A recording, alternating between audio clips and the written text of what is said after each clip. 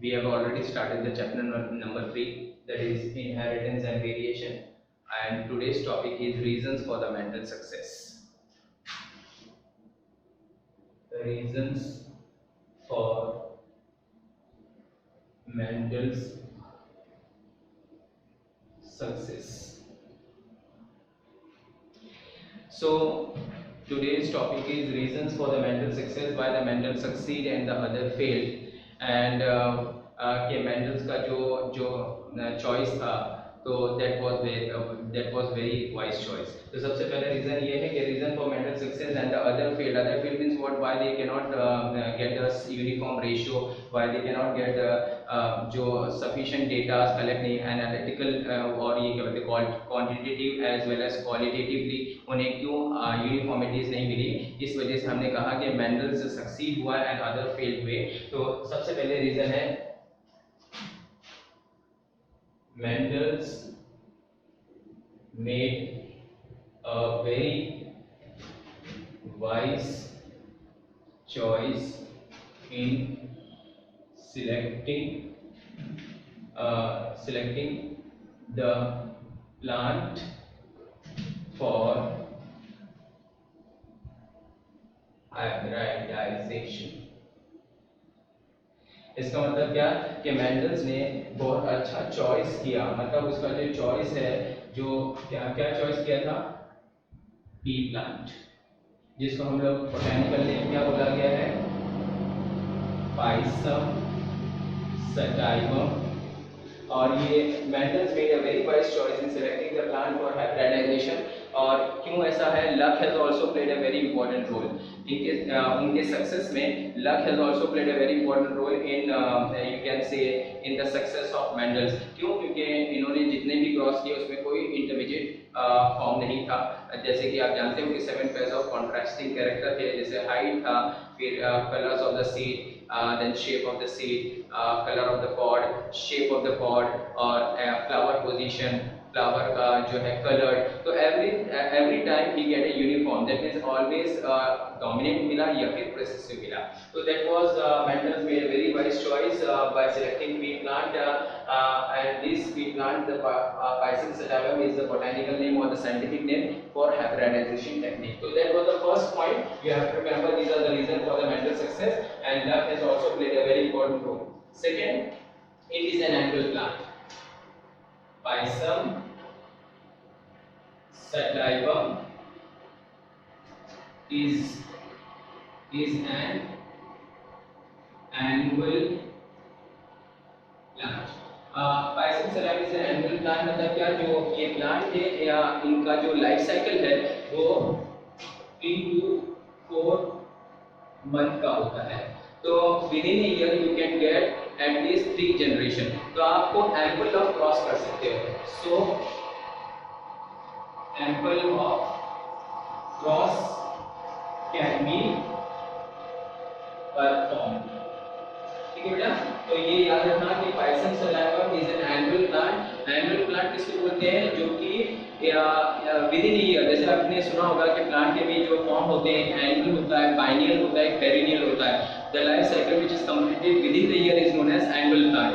Those plant which can complete the life cycle in a 2 year, जैसे sunflower हो गया, तो that is called biennial plant. और ऐसे प्लांट जो कि that complete the life cycle in many years, like mango tree, and that is called perennial plant. तो अभी क्या होता है, इजी क्या पड़ता है कि वो प्लांट जो एनुअल प्लांट है, जिनकी लाइफ साइकिल 1 साल में कंप्लीट हो जाती है और वो भी 3 to 4 मंथ में, तो यू कैन गेट 3 जनरेशन. तो आपको बहुत ज़्यादा रिजल्ट मिल जाएंगे कम समय में. तो that is again a plus point, that is a reason for the Mendel success. जैसे अनलाइक द अदर्स जिन्होंने सिलेक्ट किया दूसरे प्राइम रोज को या कोई और प्लांट को, हिबिस्कस या जो भी है, जिनकी लाइफ साइकिल इससे ज़्यादा है, example I am telling you, और दूसरे प्लांट हैं जैसे स्नैपड्रैगन है, 4 o'clock जलाता है, मैराग्रेस जलाता है, तो वहाँ पे उनको लाइफ साइकिल इससे ज़्यादा बढ़ के मिली, जैसे तुलसी है और, तो वहाँ पे रिजल्ट के लिए उनको काफ़ी टाइम लगा.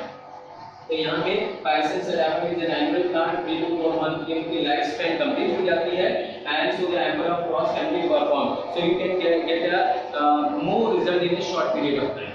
ठीक है, तो ये दूसरा हो गया. अब हम तीसरा जाएंगे. It is A It is a small herbaceous plant.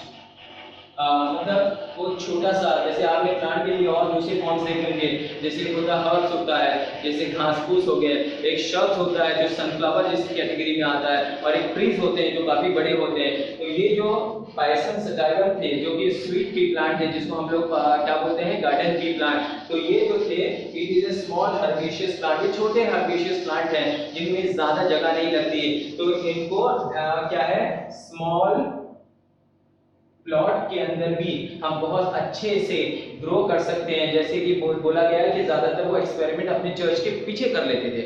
Church के पीछे इतनी ज्यादा जगह नहीं थी, लेकिन उतनी जगह उनके लिए सफिशिएंट थी जिन्होंने थाउजेंड्स ऑफ प्लांट को क्रॉस करवाया। तो इसका मतलब it is A small herbaceous plant and they required with in a small plot you can perform numerous experiment, मतलब न्यूमरस हाइब्रिडाइजेशन टेक्निक कर सकते हैं। उन लोगों ने कई बुक में दिया है कि 70 मीटर इनटू 7 मीटर के प्लॉट के अंदर you can perform a numbers of experiment, मतलब it does not require a very large space. आप छोटे से स्पेस में कई सारे एक्सपेरिमेंट कर सकते हो, और ये एक तरह से बेनिफिट था। Again it was a reason for Mendel success. So it is a small herbaceous plant, does not require a very large space to grow. So अगर ज्यादा स्पेस तो they required very big space, और जिसकी वजह से फिर उनको time भी ज्यादा लगता है। लेकिन ये प्लांट छोटा था, स्मॉल हर्बेशियस प्लांट। हर्ब्स मैंने बताया, उसके बाद उससे बड़े जो होते हैं उनको श्रब्स बोलते हैं, और उससे बड़े जो होते हैं ट्रीज, दे रिक्वायर्ड वेरी लार्ज स्पेस। लेकिन हर्ब्स जो होते हैं घास फूस जैसे टाइप के होते हैं, तो उनको छोटी सी जगह में you can carry out many experiment, numerous experiment. So it is a small herbaceous plant and which can be grown into a very small plot. Plot का अगर मेजरमेंट दूंगा तो 70 metre into 70 metre 70 metre into 7 metre के plot में आप बहुत सारे plants को ग्रो कर सकते हो। तो that was the third reason for the Mendel success. अब हम जो चौथा रीजन है वो देखेंगे, they are naturally self pollinating. Self pollinating, they are naturally self pollinating। इसका मतलब क्या होगा, ये प्लांट सेल्फ पॉलिनेटेड करते हैं। तो आपने देखा होगा एक होता है क्रॉस पॉलिनेशन, एक होता है सेल्फ पॉलिनेशन। तो अगर तुम देखोगे कि फ्लावर जो होता है ये इस तरह से होता है, फ्लावर को मैं बनाने जा रहा हूँ, ये फ्लावर है, और ये फ्लावर के एकदम बीचों बीच आप देखोगे कि इस तरह से होता है, ठीक है। तो ये हम लोग इसको बोलते हैं कार्पल। कार्पल क्या है, गाइनोशियम है, फीमेल रिप्रोडक्टिव ऑर्गन है। तो कार्पल जो है वो फीमेल रिप्रोडक्टिव ऑर्गन है, इस तरह से इसको साइन दी जाती है। और इसके बाजू में ये क्या है, इसको बोलते हैं स्टेमेन, जो कि मेल साइन है ये। तो ये क्या होता है, इसको बोलते हैं बायसेक्सुअल फ्लावर। इसका मतलब ये हो गया कि फ्लावर जो थे इसमें बाइसेक्सुअल थे। ये जो पी प्लांट के जो फ्लावर थे वो बाइसेक्सुअल थे। ये क्या है, ये तो करोला है जिसको हम लोग बोलते हैं पेटल, ठीक है। तो ये फ्लावर है, और ये फ्लावर में जो मेन पार्ट है, मेन रिप्रोडक्टिव ऑर्गन, देखो कार्पल के अंदर 3 पार्ट होते हैं, that is ovary, style and stigma. तो वो हमें सबको मालूम है, बताने की बार बार जरूरत नहीं है कि कार्पल में क्या है। ये जो पार्ट है ये क्या है, ओवरी है। ये पार्ट क्या है, स्टाइल है, और ये क्या है, स्टिग्मा। और ये क्या है, फिलामेंट। स्टेमेन में क्या होता है, फिलामेंट होता है। और ये क्या है, एंथर। और एंथर में क्या होते हैं, पोलन ग्रेन होते हैं। तो इसका मतलब क्या हो गया कि ये नेचुरली सेल्फ पॉलिनेटिंग है। इसका मतलब जो फ्लावर होता है वो बाइसेक्सुअल होता है। सबसे बड़ी पहली बात, वो बाइसेक्सुअल है, उसके अंदर मेल रिप्रोडक्टिव ऑर्गन भी है और फीमेल रिप्रोडक्टिव ऑर्गन्स भी हैं। अगर मेल रिप्रोडक्टिव ऑर्गन्स है तो उसको स्टेमेन बोलेंगे, हाँ। और उसके पार्ट क्या है, ये लंबा सा जो है वो फिलामेंट है, और ये एंथर है, जो कि एंथर के अंदर क्या होते हैं, पोलन ग्रेन। क्या होते हैं बेटा, पोलन ग्रेन होते हैं। और ये मेल रिप्रोडक्टिव, ये मेल गैमेट्स हैं, इनको बोल सकते हैं। और कार्पल जो है उसके 3 पार्ट हैं, ये ओवरी है, ये स्टिग्मा ऊपर का है, और ओवरी, स्टाइल एंड स्टिग्मा। तो ओवरी जो है उसमें ओव्यूल होते हैं, और ओव्यूल को हम लोग दूसरा नाम क्या है, एग है। तो ये चीजें आपको बेसिक समझ में आ गई होगी, 11th में आप पढ़ भी चुके हैं उसको। अब क्या होता है सेल्फ पॉलिनेटिंग मतलब क्या कि इसका जब ये मैच्योरिटी आती है इनमें तो एंथर से पोलन ग्रेन किसके ऊपर डिपॉजिट होता है स्टिग्मा पे, इसको बोलते हैं सेल्फ पॉलिनेशन। एक बेनिफिट एक मेरिट्स है सेल्फ पॉलिनेशन का कि self pollination is a sure method of pollination. इसका मतलब it does not depend on external agencies. जैसे कि एग्जांपल ले लो, अगर पॉलिनेशन होना है तो अक्सर प्लांट में देखा गया है कि pollination usually occur by the help of wind, by the help of water, by the help of insect, by the help of birds or by other means, तो उसको बोलते हैं external agencies। तो external agencies is not a sure method of pollination। ऐसा जरूरी नहीं है कि हमेशा हो ही जाएगा because it depends on external agencies। लेकिन यहाँ पे self pollination naturally self pollinated, इसका मतलब क्या है sure method of pollination होगा कि as soon as the androecium and the gynoecium mature at the same time the pollen grain is deposited on the stigma and fertilization occurs। तो ये इसको बोलते हैं naturally self pollinating। समझ में आया? तो that was also a reason for Mendel's success। अगर वो नहीं होता तो फिर इसको वेरिएशन मिलता, तो that was another reason। So here naturally self pollinating having 7 pairs of contrasting character, और इसके अंदर कितने थे बेटा? 7 pairs of contrasting character, और 7 pairs of contrasting character थे। आपने देखा कि ये जो फ्लावर पी प्लांट का जो फ्लावर है उसमें 7 कॉन्ट्रास्टिंग कैरेक्टर हमने लास्ट में पढ़ा था डिटेल में कि कौन से डोमिनेंट है और कौन से रिसेसिव है। क्यों डोमिनेंट कहा गया? Because they express themselves in the F1 generation and the one who cannot express itself in the F1 generation is said to be recessive। तो ये याद रखना naturally self pollinating and और क्या है इसमें 7 pairs of contrasting character है। और जो पांचवा है बहुत इंपॉर्टेंट है, no intermediate form occurs। इसका मतलब क्या हो गया कि जब कभी भी उसने 7 pairs of trait करवाए तो कभी भी मेंडल्स को इंटरमीडिएट फॉर्म नहीं मिला, और that was the reason for Mendel success. जैसे इंटरमीडिएट फॉर्म कैसे मिला? टॉल एंड ड्वार्फ को अगर हम क्रॉस कराएंगे तो इंटरमीडिएट हाइट मिलना चाहिए था, neither too tall not too short होना चाहिए। कलर फ्लावर को अगर व्हाइट फ्लावर से अगर हमको क्रॉस कराना था तो फिर हमें क्या मिलना चाहिए था? एक पिंक फ्लावर या कोई मिड कलर हमें मिलना चाहिए था या कुछ ऐसा कलर, तो वो जो था वैसा कभी नहीं मिला। तो there was no intermediate form. So luck has also played a very, luckily उसने जो चॉइस किया था वो उसके लिए सूटेबल निकला। तो luck has also played a very important role in Mendel success. Understood और नॉट? तो ये चीजें आपको 5 पॉइंट है, और भी बहुत सारे पॉइंट्स हैं। तो Mendel's plays made a very wise choice. Second, Pisum sativa is an annual plant, so within a short period of time you can get amples of you can get result। तीसरा, it is a small herbaceous plant, you does not require a very large very huge space, you require a very small space। और मैंने बताया कि Mendel जो अपने church के पीछे ही इनके एक्सपेरिमेंट करते थे, ठीक है। फिर नेचुरली सेल्फ पॉलिनेटिंग है, does not depend on external agency, self pollinated है, इसका मतलब श्योर मेथड ऑफ पॉलिनेशन होता है, इस वजह से रिजल्ट मिलता ही है हमको। और there is no intermediate form, जो इंटरमीडिएट नहीं फॉर्म मिला तभी तो लॉ ऑफ डोमिनेंस और लॉ ऑफ रेसेसिव, जिसको लॉ ऑफ डोमिनेंस हम बोलते हैं, और उसी के अंदर एक लॉ नहीं बोल सकते, एक रेसेसिव पार्ट भी मिलता है, इसीलिए फर्स्ट लॉ पोस्टुलेट किया गया, रखा गया लॉ ऑफ डोमिनेंस। क्यों? क्योंकि उसमें इंटरमीडिएट फॉर्म नहीं मिला। इंटरमीडिएट अगर फॉर्म मिलता तो फिर हम उसको क्या बोल सकते हैं कि लॉ ऑफ इंडिपेंडेंस। तो ये हो गया हमारा। अब हम आगे बढ़ेंगे।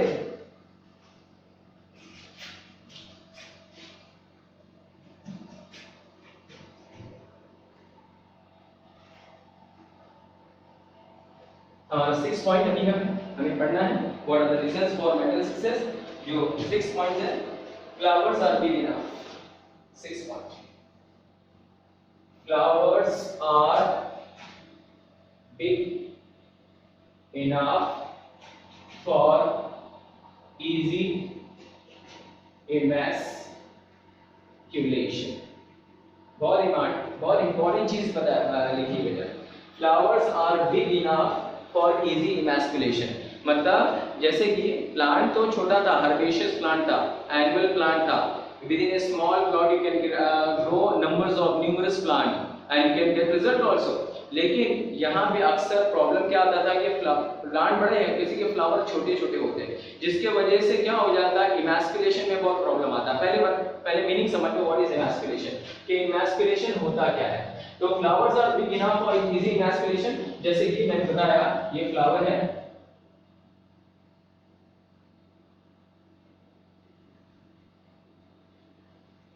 एक फ्लावर है। और आपने देखा कि ये है कार्पल, कार्पल हो गया। और ये क्या है बेटा, स्टेमेन।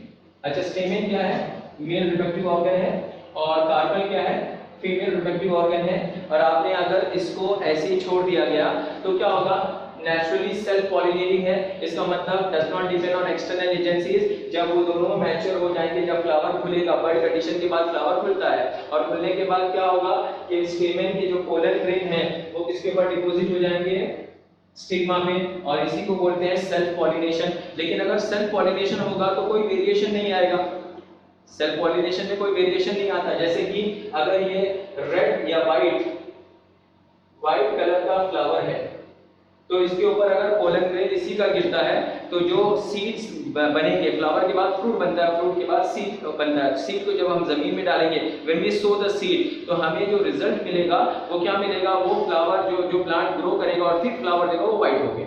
क्यों? क्योंकि कोई वेरिएशन आया नहीं। अगर हमको इसमें वेरिएशन लाना है, हाइब्रिडाइजेशन करना है, जो मेंडल्स ने किया, उसने क्या किया कि जब फ्लावर बर्ड कंडीशन में होता था, before it get open up, वो ओपन होने से पहले उसको बर्ड कंडीशन में वो आर्टिफिशियली उसको ओपन करता था। क्यों? क्योंकि आर्टिफिशियली अगर उसको ओपन नहीं किया गया और फ्लावर अपने आप खुल गया तो मैच्योरिटी के टाइम खुलता है तो पोलन ग्रेन जो है वो स्टिग्मा पे चला जाएगा, जो हम पता भी नहीं चलता हमें, और पॉलिनेशन हो जाएगा और फिर क्या हो जाएगा इसको सेल्फ। लेकिन सेल्फ पॉलिनेशन नहीं करवाना था वेंडल्स को, तो उन्होंने क्या किया कि बिफोर इमैस्कुलेशन के बारे में नहीं बता रहा हूं, और इसके बारे में पॉइंट बार में कि फ्लावर जो था एक छोटा नहीं था, काफी बड़ा था। छोटा प्लांट जरूर था लेकिन फ्लावर क्या था, काफी बड़ा था। तो बिग इनफ इजीली उन्होंने उसको ओपन किया और क्या किया, इमैस्कुलेशन करवाया, मतलब फोर्सेप्स से मेल जो रिप्रोडक्टिव पार्ट था जिसको हम लोग बोलते हैं एंथर या हम स्टेमेन बोलते हैं, उसको उन्होंने निकाल के बाहर रख दिया और फिर क्या किया, कहीं और का पोलन ग्रेन लाके उसके फ्लावर के ऊपर डस्ट कर दिया। इसको बोलते हैं आर्टिफिशियल क्रॉस पॉलिनेशन। क्यों? क्योंकि उनको देखना था वेरिएशन आता है कि नहीं, और अगर वेरिएशन आता है तो कितना परसेंटेज आता है, कैसा होगा, बहुत क्यूरियोसिटी थी उनमें, और उन्होंने उसके बाद में अप टू डेट रिकॉर्ड भी रखा। तो उन्होंने क्या किया, फ्लावर को ओपन किया, फ्लावर को ओपन करने के बाद क्या हो गया, removal of anther. See removal of anther before anthesis, before they shed the pollen on the stigma, उससे पहले आप निकालोगे, इसको बोलेंगे इमैस्कुलेशन। तो what is emasculation? Removal of anther before anthesis, जब मतलब एंथर को वो टाइम निकालना कि वो उससे पहले निकाल लेना कि अगर वो मैच्योर होता है और फिर पोलन ग्रेन इसके ऊपर डिपॉजिट कर देता है, किसके ऊपर, स्टिग्मा के ऊपर, तो वो तो सेल्फ पॉलिनेशन होगा, उससे पहले निकालना, उसको बोलते हैं emasculation. Removal of anther before anthesis, before they shed the pollen on the stigma, that is called emasculation. तो the flowers are big enough, तो फ्लावर काफी बड़े थे, कोई दिक्कत नहीं आई, कोई प्रॉब्लम नहीं आया, आसानी से मेंडल्स उनको ओपन कर देते थे और फोर्सेप्स से मेल रिप्रोडक्टिव पार्ट को निकाल दिया जाता। फीमेल को कभी नहीं निकाला जाएगा, याद रखना। ऐसा क्वेश्चन पूछा गया कि अगर इमैस्कुलेशन किया गया तो अब वो प्लांट जो है उसको क्या कहलाया जाएगा, मेल प्लांट या फीमेल? तो अब वो फीमेल प्लांट है। पहले क्या था, बाइसेक्सुअल था, मेल भी था फीमेल भी था, क्योंकि मेल रिप्रोडक्टिव ऑर्गन भी था एंड्रोशियम, और फीमेल रिप्रोडक्टिव था जिसको बोलते हैं गाइनोशियम। एंड्रोशियम का दूसरा नाम क्या है बेटा, स्टेमेन। गाइनोशियम का दूसरा नाम क्या है, कार्पल। लेकिन जब तुमने इमैस्कुलेशन करवा लिया, किस पर्पस के लिए, कि सेल्फ पॉलिनेशन ना हो, और सेल्फ पॉलिनेशन ना हो तो वेरिएशन देखने के लिए इसी को बोलते हैं हाइब्रिडाइजेशन। तो मेंडल्स ने हाइब्रिडाइजेशन टेक्निक ही तो किया, ये तो सिर्फ एक फ्लावर के ऊपर किया, दूसरे भी 7 पेयर्स ऑफ कॉन्ट्रास्टिंग कैरेक्टर सबके ऊपर उन्होंने रिपीट किया। समझ में आ रहा है बेटा? तो इसको बोलते हैं the flowers are big enough for easy emasculation, that is another steps for the Mendel success. ठीक है बेटा? तो ये 6 पॉइंट पढ़ा, the flowers are big enough, तो flower can be easy emasculated, the anthers can be removed before anthesis. ठीक है? तो दैट वाज द नेक्स्ट। अब ये हम लोग नेक्स्ट और भी पढ़ेंगे बेटा, ये अब हम लोग 7 पॉइंट पढ़ेंगे। 7 पॉइंट क्या है, his method, Mendels was very methodical. Mendels was very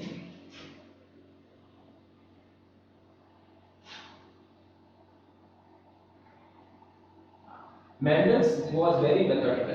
इसका मतलब क्या है कि मेंडल्स ने जो भी एक्सपेरिमेंट किया उसका अप टू डेट रिकॉर्ड रखा, अप टू डेट रिकॉर्ड।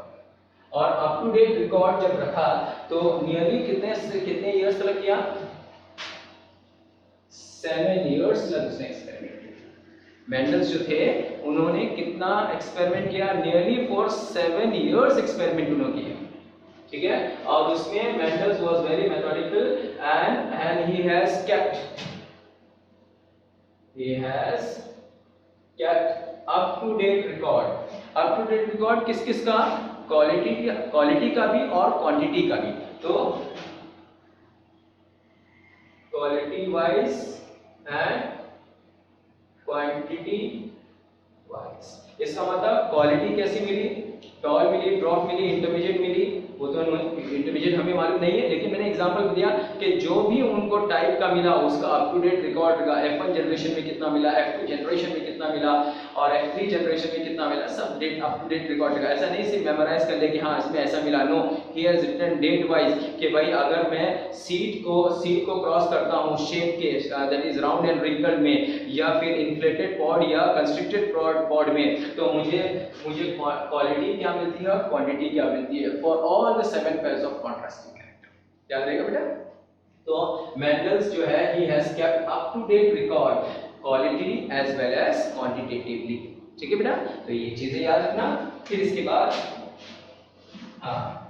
फिर इसके बाद 8 point, he studied one trait at a time। That is, मतलब मेंडल्स ने कभी भी जो एक्सपेरिमेंट किया तो एक कैरेक्टर, ट्रेट का मीनिंग क्या होता है? कैरेक्टर।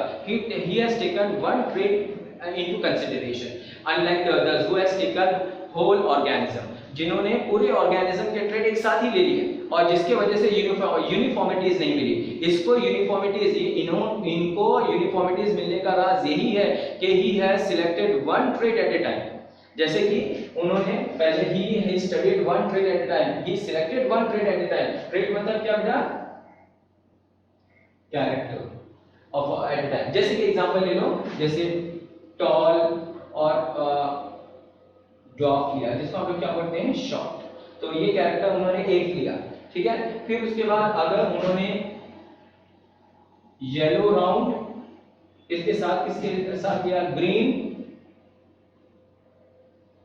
रिंकल्ड, तो ये क्या हो गया? ये तो मोनो हाइब्रिड हो गया। मोनो हाइब्रिड क्या है? एक ट्रेट को जब कंसीडर किया जाएगा तो उसको मोनो मीन सिंगल ट्रेट लिया। जैसे कि टॉल लिया तो एक सिंगल ट्रेट है, डॉग जो है उसका एक कॉन्ट्रास्टिंग कैरेक्टर है। आप ये मत सोचो कि टॉल एक है और डॉग जो होगा उसका सेकंड होगा, नहीं। मोनो हाइब्रिड में टॉल एक ट्रेट है और उसके अपोजिट का तो रहेगा जिसको हम डॉग बोलते हैं, तो that is mono hybrid. So he studied one trait at a time. अब फिर उसके बाद उसने अगर दो ट्रेट लिया, जैसे कि येलो क्या है? कलर है और राउंड क्या है? शेप है।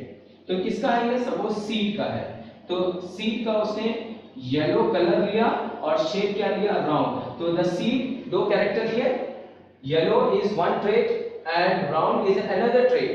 तो yellow round, that is the color and the shape of the seed, when two characters are taken into consideration, these are called dihybrid।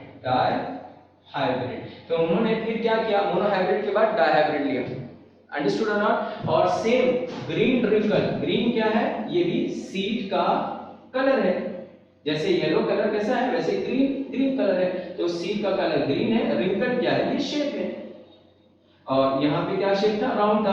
तो यहाँ पे उसका कॉन्ट्रास्टिंग कैरेक्टर क्या लिया गया है? Green and wrinkled. तो इसका मतलब ये कौन सा हो गया? डायहाइब्रिड। इसी तरह अगर उन्होंने तीन ट्रेट लेंगे, जैसे ए कैरेक्टर है, बी ये सेकंड कैरेक्टर, जैसे येलो राउंड का हम ऐसा लिखते हैं। येलो राउंड कैसे लिखते हैं बेटा? ये देखो, येलो राउंड दिख रहा है, ये एक और ये दो। ग्रीन रिंकल कैसे लिखते हैं? इस तरह से लिखते हैं। तो ये हो गया। अगर मैं येलो राउंड और उसके साथ एक और कैरेक्टर ले लूंगा, जैसे ये 2 और 3, और वैसे यहाँ पे भी मैं ले लेता हूँ, तो 1 2 और 3, तो इसको मैं बोलेंगे ट्राई हाइब्रिड, ठीक है, इस तरह से उन्होंने one trait at a time किया और मिक्स नहीं किया। अनलाइक द अदर्स, बाकी लोग ने क्या किया, एक साथ बहुत सारे कैरेक्टर्स ले लिए। इस वजह से उनका रिजल्ट जो था आफ्टर नियर अबाउट 16 इयर्स के बाद एवरे, मैक्लियोड एंड एमसी कार्टे, तीन साइंटिस्ट आ गए। सॉरी कौन सा, कार्ल स्कोरन, सॉरी मिक्स हो गया। तो तीन साइंटिस्ट थे जिनका नाम था Hugo de Vries, Carl Correns and Tschermak, जो थे ये हॉलैंड के, जर्मनी के और ऑस्ट्रिया के थे। इन्होंने नियर अबाउट 1900 में वो एक्सपेरिमेंट को रिपीट किया। 1901 में इनके वर्क को रीपब्लिश किया in the name of flora करके नए नाम दिया कार्ल स्कोरन ने, ह्यूगो डी वेरिस ने। और उसके बाद पता चला कि इनका एक्सपेरिमेंट जो था वो परफेक्टली राइट था। और कितना, और इनका डेथ कभी 1884 में हो चुकी थी। तो आप सोच रहे 16 इयर्स का जो गैप पीरियड था, उसके बाद उनके ये जो फाइंडिंग थी उसकी जो है पता चला कि इनकी फाइंडिंग जो थी बिल्कुल करेक्ट थी। तो यहाँ पे आप देख सकते हो कि उन्होंने ही studied one trait at a time, mix नहीं होने दिया। पहला एक ट्रेड को उन्होंने बहुत अच्छे से स्टडी किया, जिसको वो बोलेंगे मोनोहाइब्रिड। फिर उसके बाद उन्होंने दो ट्रेड को एक साथ किया, डाइहाइब्रिड, उसके बाद तीन को ट्राइहाइब्रिड एंड सो ऑन, और हर एक का अप टू डेट रिकॉर्ड रखा, और जिसके वजह से उनके रिजल्ट में यूनिफॉर्मिटीज देखने को मिली। तो that is another reason for the Mendel success. आप देख सकते हो कि 8 रीजन हो गए कि Mendel has studied one trait at a time. Example, trait means character, monohybrid, dihybrid, trihybrid, so and also he has kept up to date record qualitatively as well as quantitatively, because he has not done one or two experiment, thousands of experiment at a time. Understood or not? Thousands of experiment, character को अलग अलग नहीं कर दिया, character को एक ही uniform लिया, लेकिन बहुत सारे एक्सपेरिमेंट किए गए कि रिजल्ट देखते हैं यूनिफॉर्म मिलता है क्या नहीं। ठीक है, तो that was regarding the 8th point. Now will go to the 9th point, जो सबसे इंपॉर्टेंट पॉइंट है अभी आने वाला है, वो कि क्या रीजन है।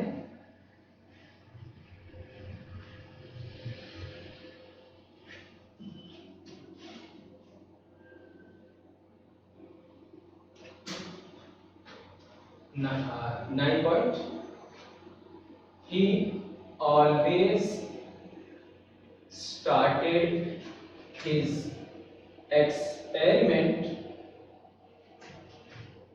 with pure variety. He always started his experiment with pure variety. देखो ये स्टेटमेंट, जितने भी रीजन अभी हम पढ़े, 8 पढ़े हैं, ये 9 हम पढ़े हैं, 9th पढ़े हैं हम लोग, सबसे इंपॉर्टेंट ये है।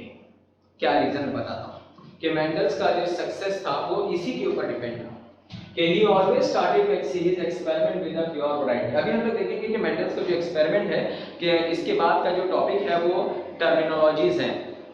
टर्मिनोलॉजीज मतलब क्या, जैसे कि कुछ डोमिनेंट वर्ड आएंगे, रेसेसिव आएगा, एलील आएगा, एलिडोमॉर्फ आएगा, होमोजाइगस आएगा, नॉन होमोजाइगस आएगा, फिर उसके बाद F1 आएगा, F2 आएगा, और उसके अलावा पनेट स्क्वायर आएगा, चेकर बोर्ड मेथड्स आएंगे। ये सब जो टेक्निकल टर्म्स हैं जिनको हम वो टर्मिनोलॉजीज बोलते हैं, उनको समझने के लिए हम मतलब ये मेंडल्स के लॉ को पढ़ने के लिए टर्मिनोलॉजीज को हमको समझना होगा कि इनका मीनिंग क्या है। Then only we can understand कि मेंडल्स जो है वो क्या बताना चाहते थे और क्या हमको समझना है उसमें। तो यहाँ पे देखो कि ही always started his experiment with a pure variety, मतलब मेंडल्स ने कभी भी अपने एक्सपेरिमेंट को प्योर वैरायटी से के साथ ही स्टार्ट किया। अब क्वेश्चन अराइज होता है कि मेंडल्स जो थे उनके टाइम माइक्रोस्कोप का इन्वेंट हो चुका था, but the microscope was not in use. ठीक है, और उसके दूसरी चीज, he was not knowing about the mitosis, meiosis, chromosomes के बारे में कुछ भी नहीं, और उन्होंने वो टाइम बोला कि something is there which is pass from one generation to another generation, and he called that something to be a factor. और फैक्टर को बाद में रिप्लेस किससे टर्म किया गया, जीन से। इसका मतलब उन्होंने जीन्स वो टाइम बताई जब माइक्रोस्कोप का was not in use, and mitosis, meiosis, chromosomes के स्ट्रक्चर के मालूम ही नहीं, क्योंकि क्रोमोसोम्स के अंदर के पार्ट के डीएनए को ही हम जीन्स बोलते हैं। तो इसका मतलब कितने जीनियस थे वो। ठीक है, अच्छा, तो he always started his experiment with the pure variety। अब ये प्योर वैरायटी क्या है, जैसे कि मेंडल्स के कभी भी एक्सपेरिमेंट आप देखोगे तो यहाँ पे कभी भी हम पेरेंट्स लेते हैं, P स्टैंड फॉर पेरेंट्स, जैसे कि कुछ tall plant, parents tall plant, और यहाँ पे हम लोग ड्वार्फ प्लांट, मतलब जिसको हम लोग शॉर्ट बोलते हैं, जिसकी हाइट छोटी होती है। ठीक है, तो टॉल प्लांट को कभी भी हम इससे रिप्रेजेंट करते हैं, कैपिटल T से, और डॉग प्लांट को स्मॉल टी से। ठीक है बेटा। अब क्या होता है, ये तो पेरेंट्स हो गए। अब जब गैमेट्स बनेंगे तो कैपिटल टी गैमेट्स जो होते हैं वो देखो, कभी भी पेरेंट्स क्या होते हैं, डिप्लॉइड होते हैं। डिप्लॉइड मतलब क्या, 2n नंबर। जैसे 46 क्रोमोसोम्स होते हैं ना ह्यूमन बीइंग में, तो जब गैमेट्स बनते हैं तो 46 नहीं जाते, 23 और 23 अलग हो जाते हैं। तो डिप्लॉइडेसी मेंटेन होती है। इसका मतलब 23 is contributed by the male and 23 contributed by the female. When they fuse again the diploidacy is maintained, कितना 2n हो गया, जिसको 46 बोलते हैं। अगर 46 chromosomes are being contributed by father and 46 numbers of chromosomes होते हैं ह्यूमन बीइंग में, 46 contributed by father, 46 contributed by mother, तो कितने हो गए बेटा, ये तो नंबर्स ऑफ क्रोमोसोम जो हो जाते हैं 4n हो जाएंगे, और चाइल्ड जो हो जाएगा उसमें प्रॉब्लम आ जाएगा, नॉर्मल का केस हो जाएगा। ठीक है, जिजेंटिज्म यू कैन से, तो दैट शुड नॉट हैव अकर, होना नहीं चाहिए। तो ये नेचर का एक बैलेंस है। तो इसी को उन्होंने क्या बोला है कि पेरेंट्स जो होते हैं वो टॉल प्लांट, जैसे पेरेंट्स जो है, अभी पी प्लांट में ही मैं बता रहा था, tall plant is a characteristic of a female P plant, मतलब फीमेल यहाँ टॉल होता है और शॉर्ट कौन है, मेल है। तो अलग अलग होता है बेटा। जैसे ह्यूमन बीइंग का अगर केस लोगे तो टॉल जो है वो कौन है, टॉल कौन है, मेल होते हैं, और यूजुअली बहुत रेयर फीमेल टॉल ज्यादा होती है, लेकिन ज्यादातर आप देखना। तो वैसे यहाँ पे कि पेरेंट्स हमने टॉल प्लांट लिया और डॉग प्लांट भी पेरेंट्स है, लेकिन हमने देखो इसको बोलते हैं प्योर, इसको क्या बोलते हैं, प्योर, इसको भी क्या बोलते हैं, प्योर। अब देखो ये स्मॉल, अब ये गैमेट्स बने, गैमेट्स कभी भी n नंबर बनते हैं, अभी मैं समझा रहा हूँ। डिप्लॉइडी समझ लो, डिप्लॉइडी मतलब जैसे ये 46 क्रोमोसोम पी प्लांट में जो नंबर्स होते हैं, कौन से ये क्रोमोसोम्स, वो 14 होते हैं, मतलब 7 पेयर्स।